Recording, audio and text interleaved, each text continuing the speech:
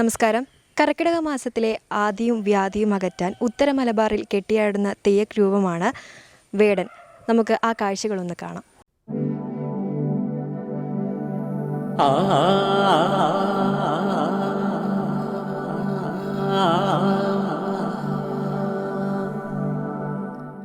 കർക്കിടക മാസത്തിൽ തിമിർത്ത് പെയ്യുന്ന മഴയും ദുരിതങ്ങളും രോഗപീഠ വേറെയും ഇവയ്ക്കൊക്കെ ആശ്വാസമാകുന്ന വിശ്വാസവും പ്രതീക്ഷയുമായി കുട്ടിത്തെയ്യങ്ങൾ ദേശാടനം നടത്തുകയാണ്. തെയ്യത്തിന്റെ നാട്ടിൽ കുട്ടിത്തെയ്യങ്ങളുടെ കാലം കൂടിയാണിത്. വടക്കേ മലബാറിൽ വീടുകൾ തോറും കയറിയിറങ്ങുകയാണ് കർക്കിടക തെയ്യങ്ങൾ.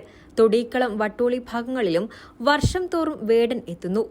തിമിർത്ത് പെയ്യുന്ന മഴയോടെ പഞ്ഞമാസമായ കർക്കിടകത്തിലെ ആദികളും വ്യാധികളും ആടിയൊഴിപ്പിക്കാനാണ് കർക്കിടക തെയ്യങ്ങൾ ഗൃഹസന്ദർശനം നടത്തുന്നത്. തെയ്യമാടിയ ശേഷം വീട്ടിലെ സ്ത്രീകൾ ഗുരുസിവെള്ളം കത്തിച്ച് തിരിയുമായി മുറ്റത്തെത്തും. തളികയും തിരിയും വടക്കോട്ട് 3 പ്രാവശ്യം ഒഴിഞ്ഞു മറിക്കും.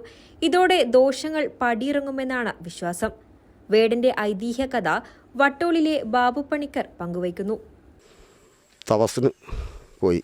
അങ്ങനെ തപസ് ചെയ്തുകൊണ്ടേയിരിക്കുമ്പോൾ പരമശിവൻ വരം കൊടുക്കാനായി പോകുന്ന പോക്കിൽ വേടൻ്റെ രൂപം ധരിച്ചിട്ടാണ് പോയത്. കാട്ടാള വേഷം എന്നതിന് പറയാം. അങ്ങനെ ധരിച്ചു പോയിക്കൊണ്ടേയിരിക്കുമ്പോൾ ഇതിന് പരീക്ഷണാർത്ഥം ചെയ്യാൻ വേണ്ടിയിട്ട് പന്നീനെ എഴുതി വിട്ടപ്പോൾ അമ്പ് കൊണ്ടു പന്നിക്ക്. അതിനെ തേടിയിട്ടാണ് വേടൻ പോകുന്നത് പിന്നാലെ. അങ്ങനെ ആട് മേയ്ക്കുന്ന കൂട്ടരോടും കുതിരേനെ മേയ്ക്കുന്ന കൂട്ടരോടും കണ്ട കൂട്ടരോടും എല്ലാം ഇങ്ങനെ അന്വേഷിച്ചു നടക്കുക, ഇങ്ങനെ ഒരു പന്നി പോയിട്ടുണ്ടോ എന്നും പറഞ്ഞിട്ട്. അപ്പോൾ ഇവർ പറഞ്ഞു കണ്ടിട്ടുണ്ട്.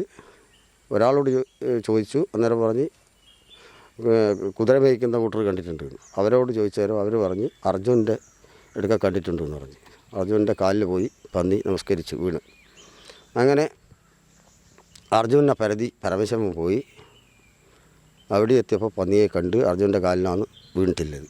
എൻ്റെ അമ്പ് കൊണ്ടിട്ട് വന്ന പന്നിയാണ്, അത് എനിക്ക് വേണ്ടി അർഹതപ്പെട്ട പന്നിയാണ്, അത് എനിക്ക് തരണമെന്നാണ്. അന്നേരം പറഞ്ഞു, നിൻ്റെ അമ്പ് കൊണ്ട് വന്ന പന്നി തന്നെ, പക്ഷേ എൻ്റെ കാലിന് വീണ് നമസ്കരിച്ച ഒരാളെ ഞാൻ വിട്ടുകൊടുക്കില്ല.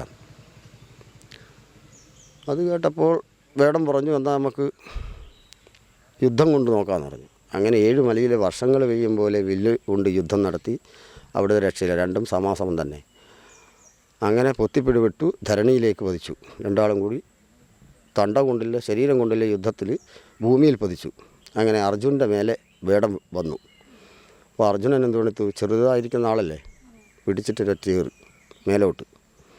അങ്ങനെ മേലോട്ട് പോയിട്ട് ചൂട്ടിലോട്ട് വരുന്ന സമയത്താണ് ഇത് സാക്ഷാൽ ഭഗവാനാണെന്ന് അർജുനന് മനസ്സിലാകുന്നത്.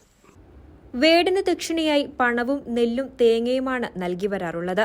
പ്രതിബന്ധങ്ങളെല്ലാം അതിജീവിച്ച് നാടിന്റെ ക്ഷേമത്തിനായി കർക്കിടകം 31 വരെ ഓരോ വീടുകളിലും കൈമണികളും കിലുക്കി കുട്ടിത്തെയ്യമെത്തും.